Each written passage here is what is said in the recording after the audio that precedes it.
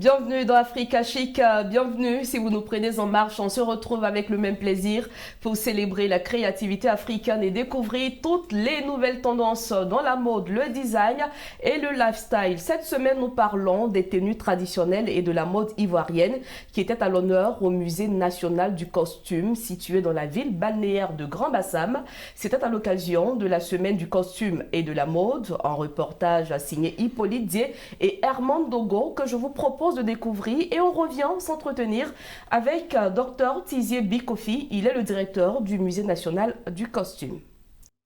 Costume traditionnel, facteur de rapprochement des peuples. C'est autour de cette thématique que s'est tenue la 8e édition de la semaine du costume et de la mode dans la ville historique de Grand-Bassam.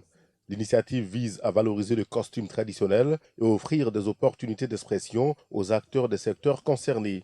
C'est en outre une tribune d'échange et d'affaires que le Musée national du costume offre aux opérateurs économiques. Il se trouve que nous sommes en train de perdre nos valeurs traditionnelles. Et comme le costume fait partie de cette culture, donc nous avons jugé bon d'initier cette semaine. Il faut vraiment faire en sorte que la jeunesse qui porte aujourd'hui sur autre culture, vraiment s'approprie cette culture-là.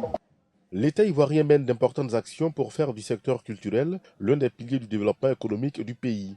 C'est donc à juste titre que la ministre ivoirienne de la Culture et de l'Industrie des Arts et du Spectacle accorde une importance particulière à ce rendez-vous du musée.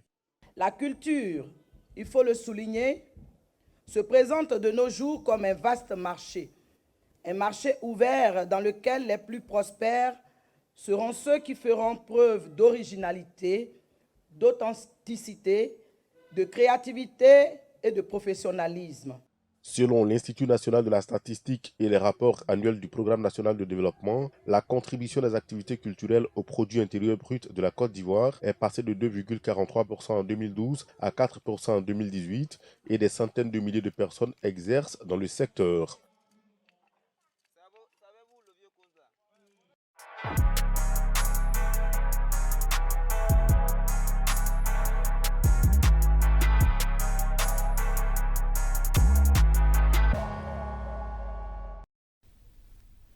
Comme je le disais, notre invité du jour est le directeur du Musée national du costume de Côte d'Ivoire, Dr Tizier Bikofi. Bienvenue et merci d'avoir répondu à notre invitation. Merci bien, madame. C'est nous. Alors, docteur, quand a été créé le Musée national du costume de Grand-Bassam? Le Musée national du costume de Grand-Bassam a été créé en 1981. Mais le bâtiment qui abrite le musée date de 1893. Wow. Donc, vous voyez qu'on a là deux musées en un. Voilà. Et ce musée, quelle est sa principale mission? Alors, comme le nom l'indique, c'est le Musée national du costume, le costume. Alors, donc là, il s'agit de valoriser, de promouvoir le costume authentique de la Côte d'Ivoire. C'est ça sa mission principale, mais il peut avoir aussi d'autres missions secondaires. C'est de promouvoir l'entrepreneuriat dans le domaine de l'art vestimentaire. Et quand vous dites le costume made in Côte d'Ivoire, il s'agit de quoi? Les tissus locaux, de la matière faite en terre ivoirienne? C'est quoi concrètement? Oui, tout à fait. Nous constatons tous que chaque région est identifiée par son costume. Donc, il s'agit de cela. Et ce costume, évidemment, se fait à base de raffia, à base de, qu'est-ce que je pourrais dire d'autre, de coton, et ne serait-ce que cela. Et avec ses accessoires, parce que quand on parle de costume, il faut aussi parler des accessoires, c'est-à-dire la coiffe, la canne, les chaussures. Donc voilà ce que je puis dire par rapport à la question posée. Alors, vous êtes le directeur de ce musée. Quel est votre rôle?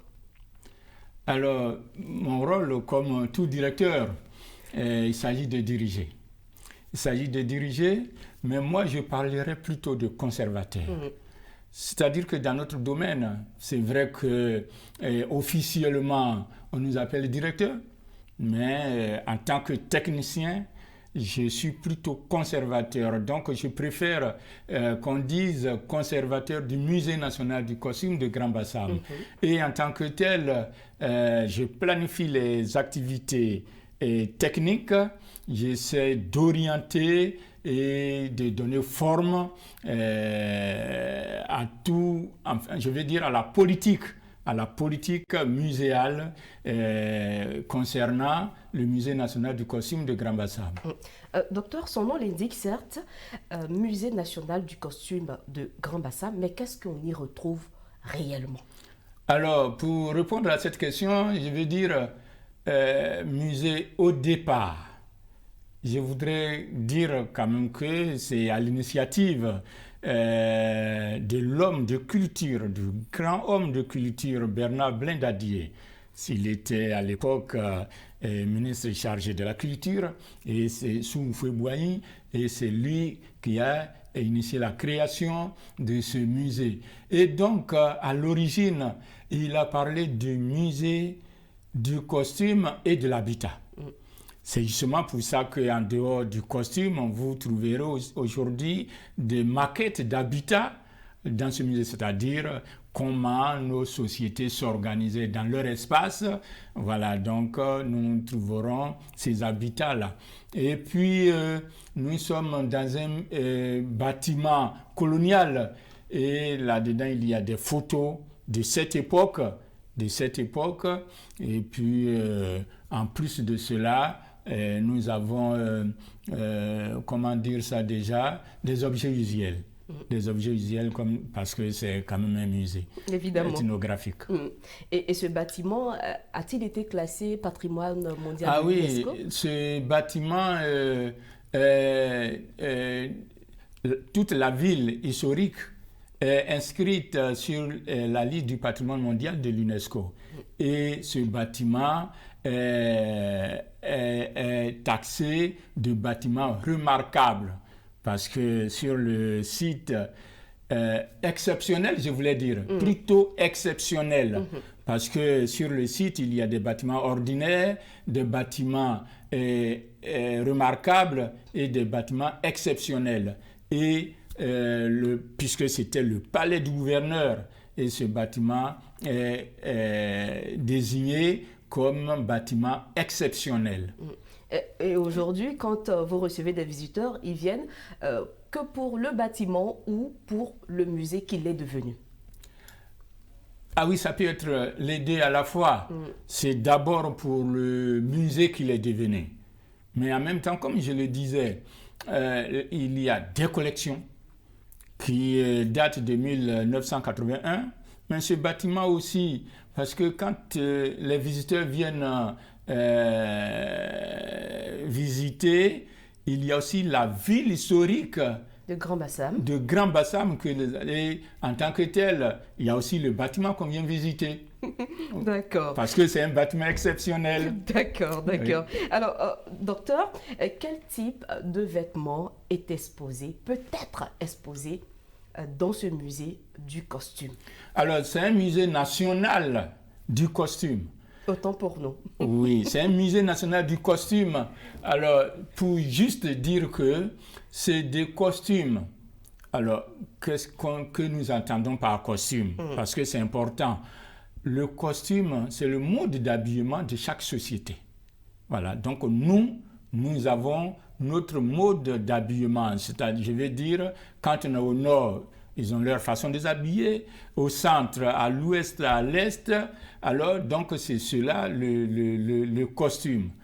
Et donc, tout ce que nous retrouvons dans ce musée viennent de toutes les régions de Côte d'Ivoire.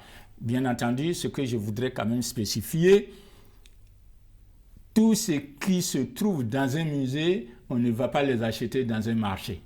Dans le marché, non. Et comment ça se passe? Alors, le mode d'acquisition sont de 4 ordres, si je ne me trompe pas. Il y a par exemple les achats, il y a le legs, c'est-à-dire que quelqu'un qui dit demain quand je ne serai pas, je voudrais qu'on remette mes biens au musée. Il y a, j'ai commencé par quoi? Par l'achat, je crois. Bien. Et puis le legs, et puis le don. Voilà, et quelqu'un peut venir nous dire, voilà, le costume, je voudrais vous offrir. Et puis, il y a aussi le prêt. Alors là, quelqu'un vient et dit, bon, je vous prête. Et puis, au bout de tel nombre d'années, je viens récupérer mon bien. Et donc, voilà les différents modes d'acquisition dans tous les musées du monde. Donc, c'est ce que nous appliquons aussi au Musée national du costume de Grand-Bassam. Et ici, en Côte d'Ivoire, au musée de Grand-Bassam, quel est le mode le plus récurrent? Le mode le plus récurrent c'est des acquisitions. Je veux dire, nous allons sur le terrain. Nous faisons des missions d'acquisition. Donc, c'est ça qui est plus récurrent. Mais il faudra aussi que, je veux dire, la population vraiment fasse des dons au musée. Et parce que ce que nous faisons, nous voulons des costumes quand même qui parlent. Des costumes qui parlent, je veux dire, des personnalités dans tous les domaines d'activité, que ce soit le football, que ce soit la littérature, que ce soit, je voulais dire, la politique et autres. Je veux dire, tous ceux qui ont marqué, toutes celles ou tous ceux qui ont marqué l'histoire de la Côte d'Ivoire, si leur costume se retrouve dans ce musée, c'est une plus-value. Bien entendu. Est-ce que vous avez engagé des démarches dans ce sens? Oui, bien entendu. Ce qui fait que nous avons des costumes des personnalités dans ce musée. Quelques exemples? Je prends par exemple le cas du roi Djakorani II, le roi Nzima, l'écrivain, comment je vais l'appeler là, l'écrivain Adiafi. Jean-Marie Adiafi. Et voilà, ils ont leur costume. Et puis voilà que le grand styliste Patéo vient de nous offrir un costume. Donc voilà, on est en train de faire en sorte que des costumes de valeur, de grande valeur, quand je dis de grande valeur, ce n'est pas forcément la valeur pécuniaire, mais valeur esthétique, valeur scientifique, valeur culturelle. Voilà, et ce sont ces costumes qu'il nous faut dans ce musée. Bien entendu. Alors, docteur, ces costumes que vous recevez, quel est le mode d'entretien? Est-ce qu'ils sont entretenus? Et quelle est leur durée de vie? Ah oui, la mission première d'un musée, c'est la conservation. Donc, bien entendu, la conservation suppose l'entretien régulier, la sécurisation. Donc, quand je parlais de conservation tout à l'heure, il y a la conservation préventive.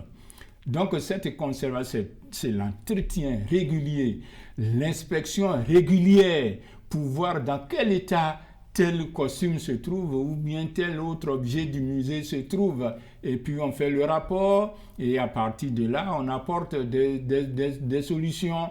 Et il y a des mesures juridiques qu'on prend. Tout cela, c'est des mesures préventives. Mais comme généralement, ce qui se passe, on a beau prendre des dispositions il y a toujours des problèmes. Donc, quand il y a des problèmes, il y a la conservation curative qui intervient, c'est-à-dire que la restauration des collections. Donc, voilà un peu ce que nous faisons. C'est je vais dire, un travail assidu. Minutieux également. Minutieux, parce que c'est des objets qui datent de très longtemps. C'est comme on assimile ça aux vieilles personnes. Ils ont besoin beaucoup plus d'entretien. Voilà, donc voilà un peu ce que nous faisons. Est-ce qu'il vous arrive d'utiliser ces costumes lors d'événements organisés par le musée? Alors là, pas du tout. Pas du tout. Ils Quand restent exposés. les modes d'acquisition dont je viens de parler, dès l'instant où un objet rentre dans un musée, devient du coup le patrimoine. Et ce patrimoine-là ne s'utilise plus comme ça l'a été.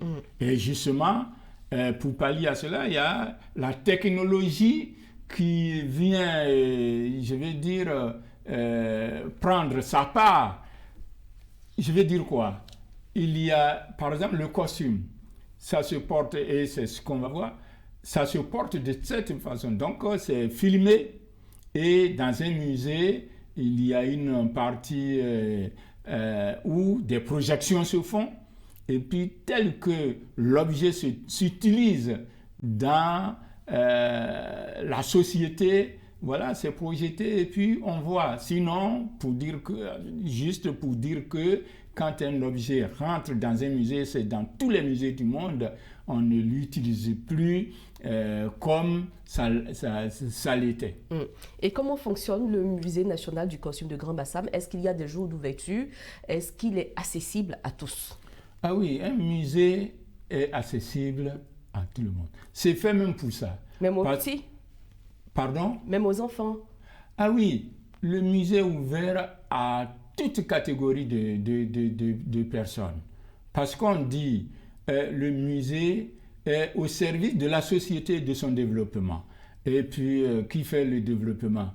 C'est toutes les couches sociales de la société. Donc, que ce soit les enfants, les plus petits, et justement, le musée, c'est cette année, je peux dire un chiffre, c'est bon, je vais dire relativement bon, 17 053 visiteurs qu'on a pu recueillir en 2021. Et là-dessus, il y a 1740 non nationaux, 7 797 nationaux et 7 500, je crois, 16 publics scolaires. Donc, pour dire que c'est tout le monde qui vient au musée. Et il est ouvert de quel jour? Le musée est ouvert tous les jours, même les jours fériés. Sauf le lundi qui est réservé à l'entretien du musée. Du mardi au dimanche, le musée est toujours ouvert de 9h à 17h. Et même les jours fériés, il n'y a pas un seul jour où le musée n'est pas ouvert. C'est bien noté. Alors, récemment, vous avez organisé la semaine du costume et de la mode, une activité appuyée par le ministère de la Culture. Docteur, avant de poursuivre, nous allons voir quelques images du défilé qui s'est tenu ce jour-là. Et on revient. Là-bas, là-bas.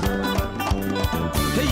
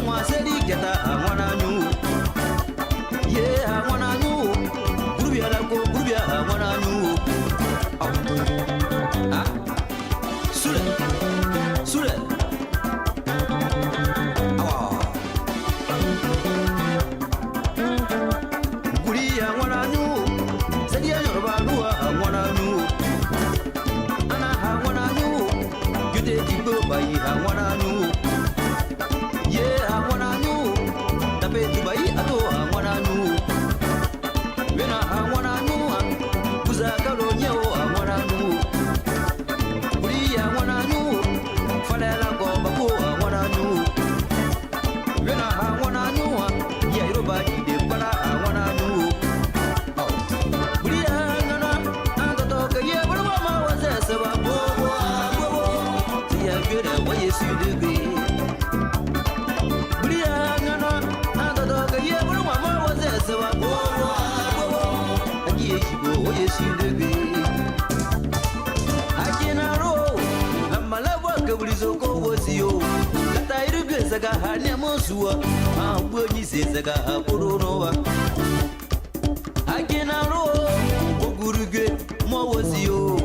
Mimie, my bayo, I am on Sua. I'm when you say, I got her Purunova. I can't roll. Garbawa, more was you. The Kuba, yes, I did, I am on Sua. I'm when you say, I got her Purunova. I can't roll. La Malawa, Gabrizo was you. The Posari get a Hanyamosua. Ah, when you say the Gahapurunova. Tabalaba, Haji.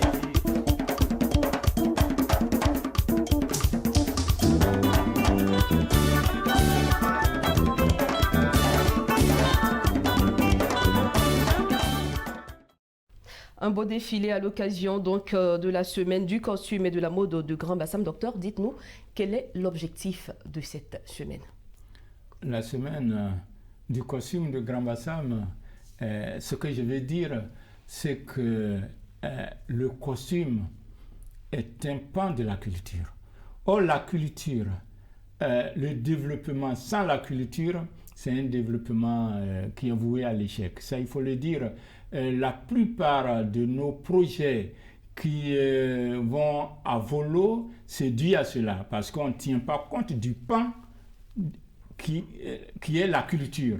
Et donc, le costume faisant partie de la culture, il faut privilégier. Ce que je veux dire, les cultures qui viennent d'ailleurs, on ne dit pas de les rejeter. Non, non, ça enrichit. C'est un enrichissement. Il faut l'accepter. Mais sa culture, il faut mettre l'accent là-dessus. Il faut privilégier cela.